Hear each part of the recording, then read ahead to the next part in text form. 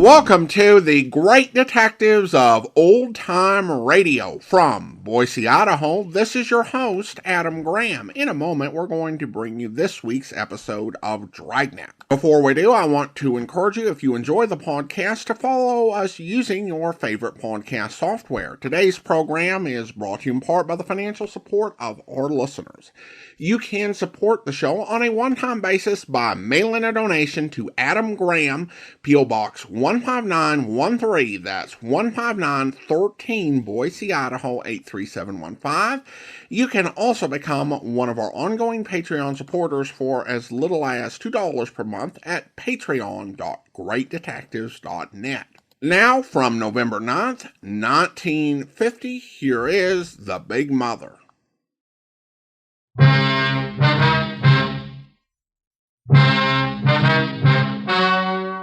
story you are about to hear is true. Only the names have been changed to protect the innocent.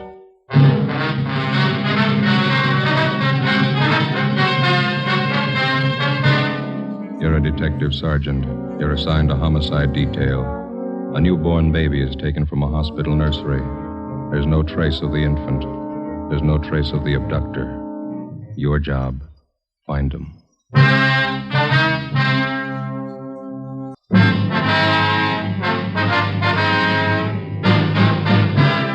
Dragnet, the documented drama of an actual crime.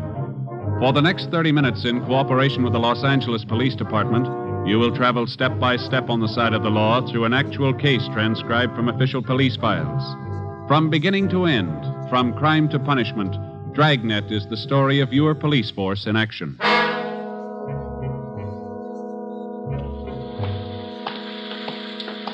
It was Thursday, January 28th. It was raining in Los Angeles. We were working the night watch out of homicide. My partner's Ben Romero. The boss is Captain Steed. My name's Friday.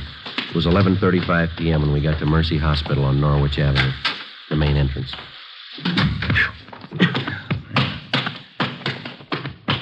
Better check at the desk.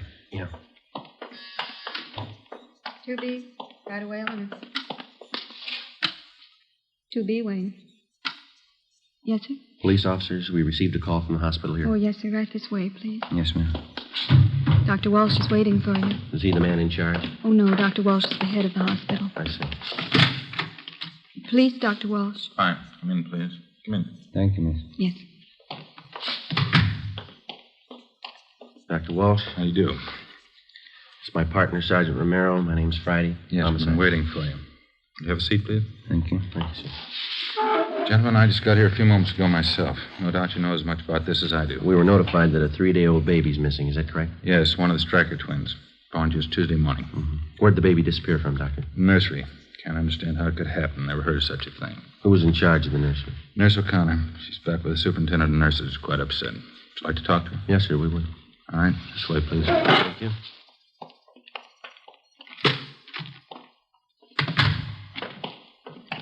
Can't understand it. How could a baby disappear like that? Have the parents been notified? Father's on his way in now. We haven't told the mother yet. Mm-hmm.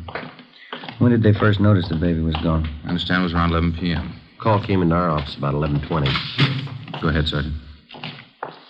Nurse O'Connor? Yes, Dr. Walsh. These gentlemen are from the police department. Sergeant Romero, Sergeant Friday. Oh, you mean? How do you do? You want to know all about what happened tonight. You know, of course, it's a serious matter. Try to tell exactly how it happened. I'll try, Doctor. All right, officers. Thank you. Well, we know that you're probably pretty upset, nurse. Now, you just relax and take your time. Yes, sir. When did you first notice that the Stryker baby was missing? Must have happened somewhere between 11 o'clock and 10 minutes past 11. I'm sure of that. How are you sure of that? I came on duty a few minutes before 11. I took the night reports as usual, and then I started checking the orders and the formulas. I remember very well that both the Stryker twins were in their cribs at that time. Mm-hmm. Go on, please. I think it must have been about 5 minutes past 11 when I got this phone call from home. My mother's been sick lately. It was about her. How far did you have to go to answer the phone? About 10 feet down the hall from the nursery, just around the corner. Could you see the entrance to the nursery from where you were talking on the phone? No, sir, I couldn't. But I was only on the phone for a minute or two. As soon as I hung up, I came right back to the nursery. Was the telephone call actually from your mother? Yes, sir. My mother has a heart condition. She wanted me to be sure and have a prescription filled. What time was it when you got back to the nursery, owner? Can you remember that? It wasn't quite 10 minutes past 11. As I came back through the door into the nursery, I noticed right away one of the cribs was empty. One of the Stryker twins was gone. Is there more than one entrance to the nursery, Miss O'Connor? Yes, sir. There are two entrances, but at night one of them's kept locked. Mm-hmm. Is it possible that somebody in the hospital, maybe a doctor, took the baby for examination or some kind of treatment? No, sir. Just as soon as I noticed the baby was gone, I went to the head nurse, and the two of us contacted everybody in the hospital. No one knew anything about it. Well, is it possible that the child's mother could have come down from the second floor and taken the baby? No, sir. Miss Stryker's been asleep since 10 o'clock. She's still asleep. Were there any other nurses or attendants working near the nursery when the baby disappeared? No. No reason for anyone besides myself to be around at that time. None of the cleaning people. They'd all gone home. Dr. Walsh, I wonder if we could have a look at the nursery now. Certainly, Sergeant. Want Nurse O'Connor to come along? Yes, would you please? Yes, sir. Thank you.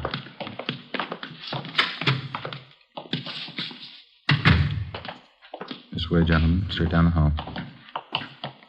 What are the hospital visiting hours, Doctor? Usual. 2 until 4 in the afternoon, 7 to 9 in the evenings. Quite strict about that. Do you know if all the visitors had left the hospital by 9 o'clock tonight? Of course, I wasn't here, but the superintendent and nurses told me they'd all left by 9. She's compiling a list of every visitor we had this evening. Good. They'll all have to be checked. Nursery's right here, officers. Mm-hmm.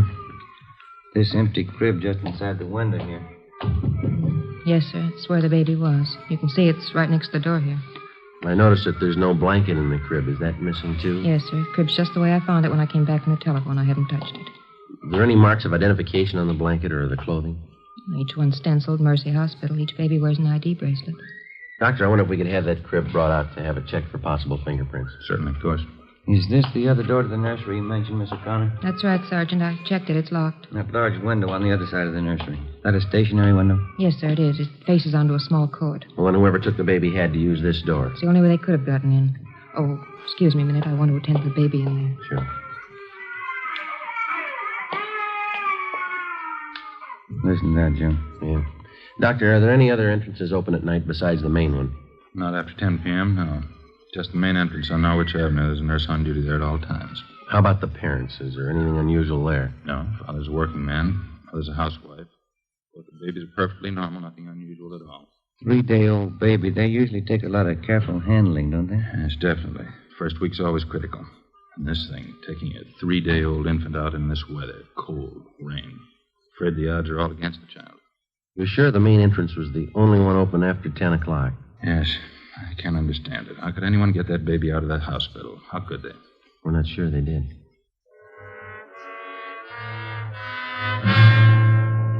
Midnight. A 3-day-old twin boy was missing from his crib in the hospital nursery. That's all we knew. We checked the list of possibilities. The baby could have been taken for ransom. Somebody wanted revenge on the Stryker family and decided on the baby as the best means. Maybe someone just wanted a child. Someone mentally unsound, a maniac, a pervert. Maybe an accident had happened at the hospital. Somebody wanted to cover up. Possibly one of the parents or their families had a motive. Perhaps somebody just wanted the child dead. We called the office and got out an APB on the Stryker baby and a description of the blanket and the clothing.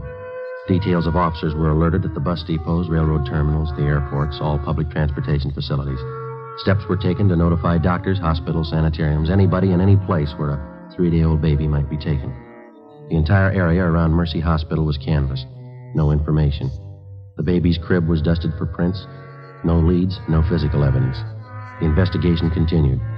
When George Stryker, the father of the child, arrived, Ben and I met with him in the office of the hospital superintendent. Can't we let people know about it? Newspapers and the radio? We've already covered that. Stories and pictures have gone out to the papers. We've notified the radio stations. They're getting out broadcasts on it. How am I going to tell my wife? Well, sir, there's only one thing that we can promise you. We'll do everything we can to find your baby. Well, isn't there something I can do? Isn't there some way I can help? This is just a remote possibility, Mr. Stryker, but you ought to know about it. What's that? In case anybody contacts you regarding your baby, in case they make any demands on you for money or anything else, we want you to notify us immediately. What could they expect to get from us? We own our home. That's about all. We just want to cover all the possibilities, Mr. Stryker. In case any demand at all is made, don't try to deal with the people. All right? Yes, sir, I understand. Sergeant? Yeah. One of the men from homicide would like to see you outside. Sergeant will leave us. Oh, thank you, Doctor. We'll have to go now, Mr. Stryker. We'll keep you informed. All right, thank you. Joe? Yeah, I'll leave us. I think we got something back here. What's that? Encinas and I were the night watchman out back, the side of the hospital that faces on Stacy Avenue. Yeah. 2 doors back there, just off the street. One of them's open. Together with Sergeant Believis and Dr. Walsh, the head of the hospital, we went back and examined the side door which opened onto Stacy Avenue. The latch was obviously faulty. It took only slight pressure on the door to open it. The latch, both doorknobs, and the door itself were dusted for prints. The entranceway and the immediate area were rechecked. No leads, no physical evidence. We traced an imaginary path from the open door to the nursery. We came to the conclusion that it could have been possible for an abductor to enter the hospital, make his way to the nursery, take the child from its crib in the absence of the night nurse, and leave by the same side door without being seen. Storekeepers and residents along Stacy Avenue were re-questioned. We got nowhere. When the abduction story broke in the newspaper and over the radio the next morning, the calls started to come in. People in practically all sections of the city thought that they'd seen the missing baby. Each call was carefully checked out. None of them paid off. 10 a.m. We checked back in at the office. I must be getting old, Joe. Can't seem to take these all-night sessions like I used to. I'm pretty tired. Drank too much coffee again. I got a sour stomach. Hi. Hi, Olivia. Right. The stats office come up with that run for us yet? No, they're still working on it. How about that San Bernardino call? Yeah, they called back. They picked the woman up when she got off the bus, checked her and the baby out. Baby belongs to her. Anything else come in? All been checked out. The press called again. Want to know if there are any new leads. Yeah. Sergeant Friday in here? Yes, sir. Can I help you? They told me in the business office to come down and see you. Surely. Come on in. Thanks. My name's Wallace. I'm the desk clerk down at the hotel on 11th Street, Bluebird Hotel. Yes, sir. I got some information. I'd like to talk to you. All right, sir. This is my partner, Sergeant Romero, and Sergeant Olivas. How are you? How are you? Wallace. What's the information about? Well, I got hold of a paper this morning, read about that baby that's missing. Yes, sir. Imagine those people are pretty worried about the kid. Guess they'd like all the information they can get, huh? Looks like that hospital's in a jam, what do you say? Well, what information do you have, Wallace? I guess those parents could sue the hospital if they wanted to, huh? Well, sir, all we're interested in is finding the baby. Can you help us there? Well, I don't know for sure. What are you trying to tell us? Have you seen the baby? Well, I may have. Do you happen to know if they're offering any reward for information? Well, I don't know where it'd come from. The father's a working man. Oh, don't get me wrong, Sergeant. I don't expect anything for any information I'd give, but, well, I don't make too much at the hotel. You know, if they wanted to show their gratitude in some way, just thought I'd mention it. They'll thank you, Wallace. Don't worry about that. Now, what's the information? Well, you know, I didn't mean anything by that. Anybody'd be glad to help out in a Yes, case sir. like this. What I came in to tell you was a woman and a young baby checked in the hotel last night when I was on duty. What time? I think it was about 12 o'clock. Woman didn't have any baggage or anything, one little blanket around the kid. When I saw that story in the paper this morning, I got suspicious. Is the woman still registered at the hotel? She was when I left. That was about an hour ago. What name did she register under, you remember? No, I don't, but it's in the register. You can check it if you want. Where is the hotel? 11th and Charleston, right on the corner. I'm sure it must be the kid you're looking for. Say, I hope you haven't got me wrong. How do you mean? About the reward, you know. I don't expect anything for this. We haven't got you wrong. 3:35 a.m. It was still raining. Together with the desk clerk, Wallace, we drove to the Bluebird Hotel on 11th Street. We checked the cards at the desk and found that the woman had registered under the name of Mrs. Harold Parks. The clerk on duty told us as far as he knew she was still in the room with the baby. The room's down this way, Sergeant. Okay. This is the 116.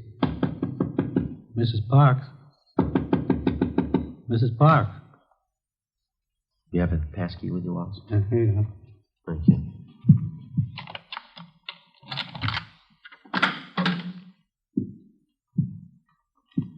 Nobody here. Wait a minute. What have you got? Small blanket. Check the lettering. Mercy Hospital.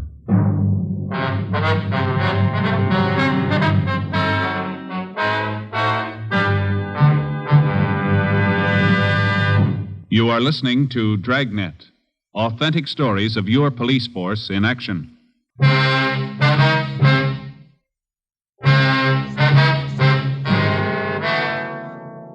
Friday, January 29th, 11 a.m. We were unable to locate the woman who had registered at the hotel under the name of Mrs. Parks. There was no sign of the baby. The blanket we found in the room was identified by hospital personnel as the same type used in the nursery. The room was checked for fingerprints and physical evidence. We found nothing. People in adjoining rooms were questioned, but they could give us no information. We got a description of the woman who used the name Mrs. Parks from the desk clerk, and we got out an all-points bulletin on her. Her hotel registration card was checked for handwriting and fingerprints. Captain Steed ordered an immediate canvass of all hotels, apartments, and rooming houses in the central area. The hotel clerks were shown mug shots of possible suspects. They failed to identify any of them. 3 p.m. Friday, the search for the Stryker baby went on. Yeah, checked out all right. Okay, Gil, thanks. Anything? Gil and Zenas, check that Wilshire call. It's another phone. Might have something, fellas. Yeah? Ruiz and I were making the rounds of hotels out along Pico. Stopped at a drugstore for a cup of coffee. Mm-hmm.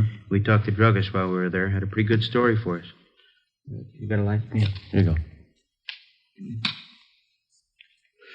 Thanks.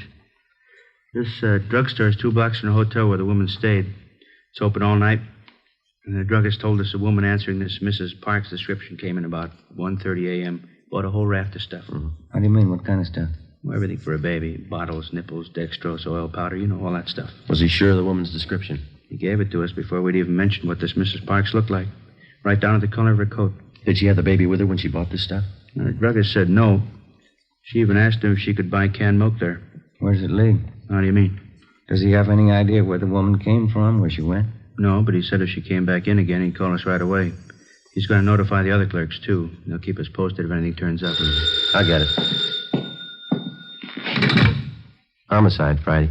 My name's Mrs. Lucy. I'm calling about that missing baby in the paper. Am I talking to the right department? Yes, ma'am. Do you have any information on the case? Well, I certainly have. I know where that Stryker baby is right now. Where's that, ma'am? Right next door. The Salazars have him. What makes you so sure? It's perfectly obvious, that's all. It's not their baby. Why do you say that? That baby they have no more looks like Mr. Salazar. Mrs. Salazar and mine do. How do you mean, Mrs. Lucy? It's very simple.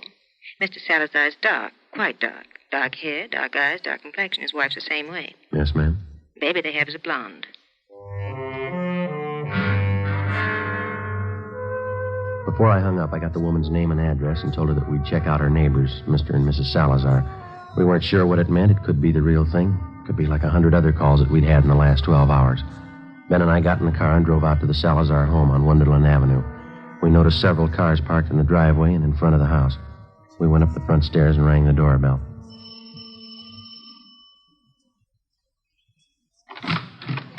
Yes, sir? Come on in, please. We'd like to speak to Mr. Salazar. Yes, sir, that's me. Come on in. Thank you. Come inside. Let me fix you a drink. You're late, huh? No, thank you. We're police officers, Mr. Salazar. I'd like to ask you a few questions. Oh? What's the matter? We making too much noise for the neighbors? No, it's not that, sir. Just like to ask you a few questions. Someplace we can talk. Well, I have to take care of the guests, you know. We have this party here. My son was baptized today, my first son. That's why we're having a party. Yes, sir. We're sorry to interrupt, but this is pretty important. It won't take very long. Well, all right. I guess they can get along for a few minutes. Back here in the kitchen. It's probably the quietest place. Fine. Back this way, officer? Fine.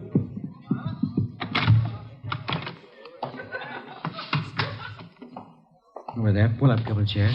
Thank you. Miss Salazar, this is my partner, Sergeant Romero. My name's Friday. Homicide. Yes, sir. What's the matter? What do you want to ask me? We're investigating a case that involves a missing baby, sir. Oh, the one in the paper this morning. I read about that. It's a terrible thing, isn't it? Yes, sir, it is. We've had a report that the missing baby was seen in this neighborhood. We don't know how true it is, but we have orders to check it out. Well, sure, anything I can do. I don't know how much I can help, but I can understand how that mama and papa feel. My brand new son, I know how I feel. How old is your son, Mr. Salazar? He's just 1 week old this afternoon. Fine boy. Was the baby born here in Los Angeles? No, I sent my wife Roberta to Phoenix to have the baby. We thought it'd be a lot healthier for her down there. She has a good friend of hers in Phoenix. Oh, I see. Your wife had the baby in Phoenix, and then she brought him back here. Yes, that's right. Roberta came in early this morning. Big surprise for me. I didn't know she was coming. Right away, I called all our old friends. I called Father DeSoto for the baptism, and I got things ready for the party. Big baptism party. Mm-hmm. You say your wife got back early this morning? Yes, a few minutes after 3 o'clock.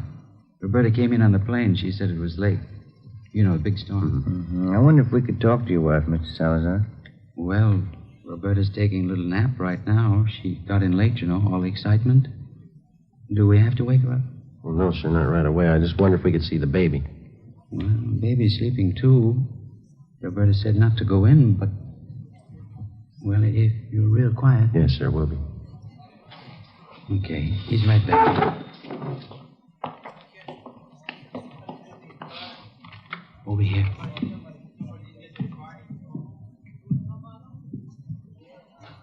Let me pull the blanket down. Yeah. There he is. Big fella, huh? Frankie's got a twin. 5 p.m. Harlan Stahl from Latent Fingerprints arrived at the Salazar home. The footprint of the missing child taken at the time of birth was compared with the print from the child the Salazars had. The prints were identical. The missing baby had been found. 5:20 p.m. Ben and I talked with Mrs. Salazar in the kitchen of her home. The christening party went on. I don't think I understand what this is all about, officer. What has my baby got to do with all this? You know as well as we do, Miss Salazar. That baby in there, it doesn't belong to you. It's not yours. What do you mean it's not mine? Of course it's my baby. My husband's and mine. I just brought him from Phoenix last night. That's where the baby was born. What are you trying to do to me? That baby isn't yours, Mrs. Salazar. Now, you know that. It was taken from the hospital. How about the truth? You don't know what you're saying. You don't know what you're talking about. It's my baby. He was baptized today. Juan Tomas Salazar. It's my baby.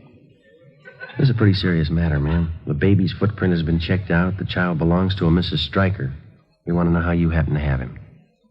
Because he's my baby. That's why I have him. You don't know what a mistake you're making. He's my baby. I brought him from Phoenix last night. You can ask my husband. He'll tell you. A woman checked in at the Bluebird Hotel on 11th Street about midnight last night, Mrs. Salazar. She had a young baby with her. You fit her description. I didn't go to a hotel last night. The plane landed here from Phoenix. I came right home. The hotel clerk remembers you. He can identify you. So can the druggist when you bought the supplies from. I bought nothing. The plane landed. I came home. It's my baby. It's my baby. We found the baby's blanket in the hotel room you rented. We have your description from at least 3 people, even the color of the coat you wore last night. You can't take him away. He belongs to me. Me and Frank, you can't take him away, please. You can't. Miss Salazar, why don't you put yourself in the place of the real mother of that baby? How do you think she feels about her baby being taken away? How about it, Miss Salazar? Have a drink, officers, please. For the party. Have a drink, I'll tell you. Tell us what, ma'am? I'm tired. Let me sit down. Yeah. Just for a few minutes. I tell you how it happened. I know you understand. Yes, ma'am. It'll be 11 years next month that Frank and I were married. I don't have to tell you we want a baby. Frank always wanted a baby, but no more than I did. It's what we live for. A baby of our own. Yes, ma'am. Boy or girl, we didn't care. But we didn't have one. For 11 years, we didn't have one. Then last April, that's when the doctor told me. He said I was going to have a baby. Yes, ma'am, I understand. Well, a month before the baby was born, we thought it would be better if I went to my friend's place in Phoenix, Arizona. For the winter, you know, it would be warmer there. And Frank thought it would be nicer for me and the baby. Your husband was still in Los Angeles? Yes, he tried to come to Phoenix, but he had to work, so I had my baby alone. It was a boy. My friend was with me. She'll tell you it was a boy. Yes, ma'am. I kept calling for him to bring my baby. It was a long time I kept calling. Then they finally came, and the doctor, too. And he's the one that told me. Yes, ma'am. He looked just like his father. I know that. But they told me he was dead. I don't remember much after that, Sergeant. I got out of the hospital, and then I took the plane, and I came back here. Mm-hmm. It was dark, and it was raining. But I walked around. I walked up and down the streets, thinking, what could I tell Frank?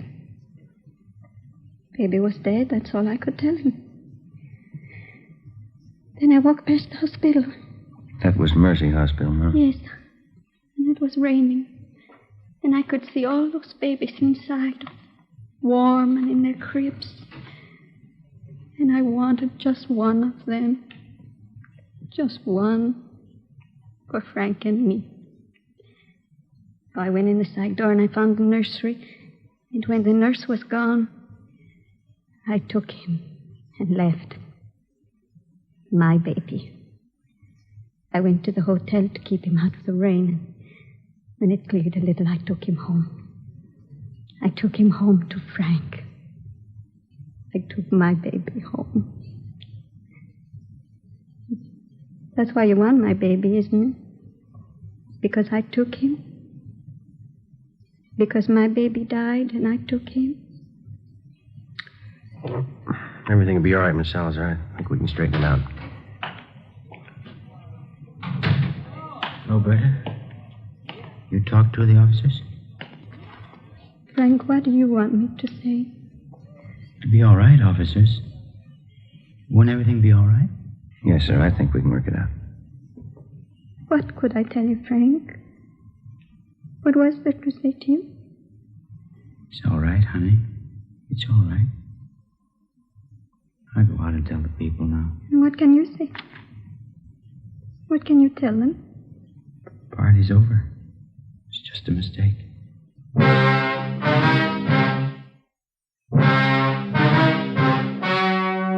The story you've just heard was true. Only the names were changed to protect the innocent. In a moment, the results of the trial. Now, here is our star, Jack Webb. Last week, I asked you to write me. You did, and thank you.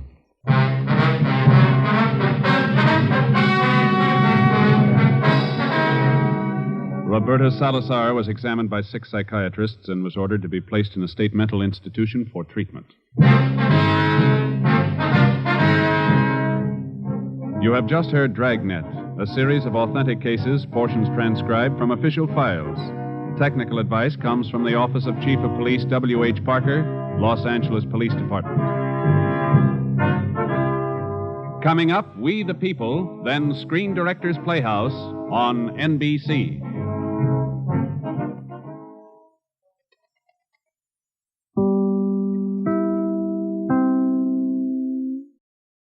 Welcome back.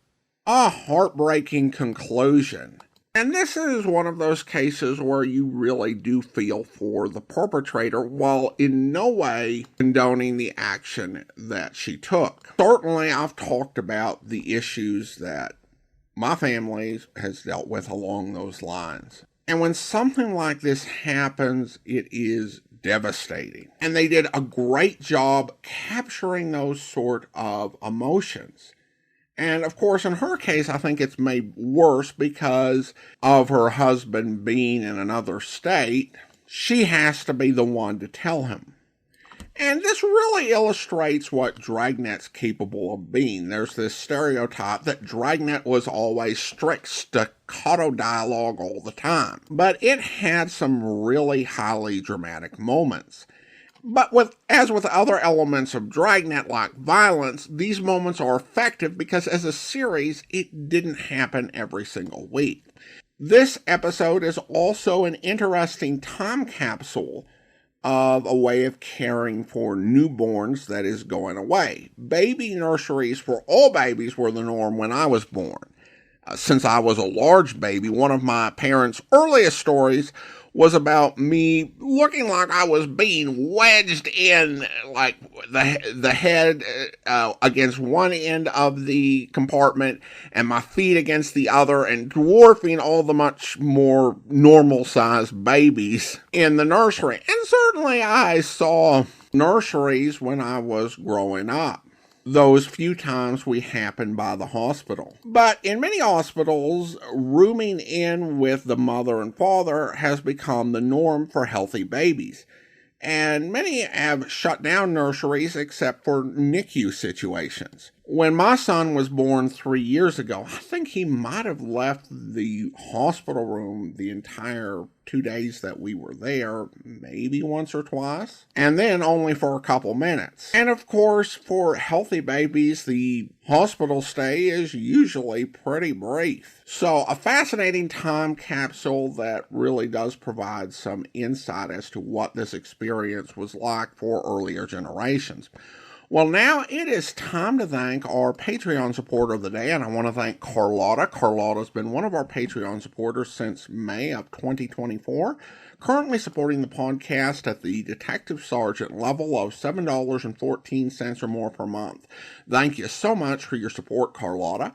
And that will actually do it for today. If you're enjoying the podcast, please follow us using your favorite podcast software. And if you're listening to this episode on YouTube, be sure to like the video, subscribe to the channel, and mark the notification bell. All those great things that help YouTube channels to grow. We'll be back next Saturday with another episode of Dragnet, but join us back here tomorrow for our 4,600th episode special where... Sit down. What's your racket? What's yours? Sweet job you pulled in Pittsburgh. Smart. No conviction. Pittsburgh? I ain't never been in Pittsburgh. No? How about San Diego, April 47? Suspicion of armed robbery, no conviction. You got me crossed. How about Philly, last December? Grand larceny, no conviction. Miami, Richmond, Trenton, no conviction. Look, what are you selling? Here. Take a look at this report. A report direct from the FBI. Or, should I say indirect? Through my pipeline here in Center City.